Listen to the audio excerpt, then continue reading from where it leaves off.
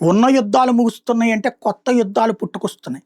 Thailand, Cambodia మా మీద కాల్పులు జరిపిందంటూ కాంబోడియా మీద ఏకంగా యుద్ధ విమానాలతో దాడికి వెళ్ళిన ఉదంతం చూసాం. ఇంకోవైపున పాకిస్తాన్‌కి సంబంధించిన సైనికుల్ని అద్దెకు తీసుకున్నటువంటి సౌదీ అరేబియా, కిరాయి సైన్యంతో పాటు తన సైన్యాన్ని కలిపి ఇప్పుడు యెమెన్ మీదకి పంపించింది. ఏదైతే పాలస్తీనా, లెబనాను, యెమెన్ ఉన్నాయి గదా! ఇజ్రాయెల్‌కి పక్కన ఉన్నటువంటి దేశాలు. అక్కడ ఉంటే యెమెన్‌లోని హౌతీలు సౌదీ అరేబియాని టార్గెట్ చేస్తున్నటువంటి వేళ హౌతీల దేశం కాదది. యెమెన్ అనేటటువంటిది ఒక దేశం. అక్కడున్న ప్రభుత్వం మీద తిరుగుబాటు చేసినటువంటి వాళ్ళకి నాయకత్వం వహిస్తుంది హౌతీలు. హౌతీలు తీవ్రవాదులు. ఆ తీవ్రవాదులే అనేక ప్రదేశాలు వాళ్ళ క్యాప్చరింగ్‌లో పెట్టుకున్నారు. వాళ్ళు ఇటు సౌదీ అరేబియా మీద, దుబాయ్ మీదన దాడులు చేస్తున్నారు. వీళ్ళ వాణిజ్య నౌకల్ని ధ్వంసం చేస్తున్నారు, విసిగిస్తున్నారు. ఈ నేపథ్యంలో సౌదీ అరేబియా తాజాగా యెమెన్ వైపుకి సైన్యాన్ని పంపించింది.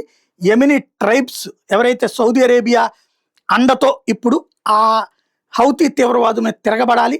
వాళ్ళకి అవసరమైనటువంటి సహకారాన్ని అందించడానికి దుబాయ్ కూడా ముందుకొస్తుంది.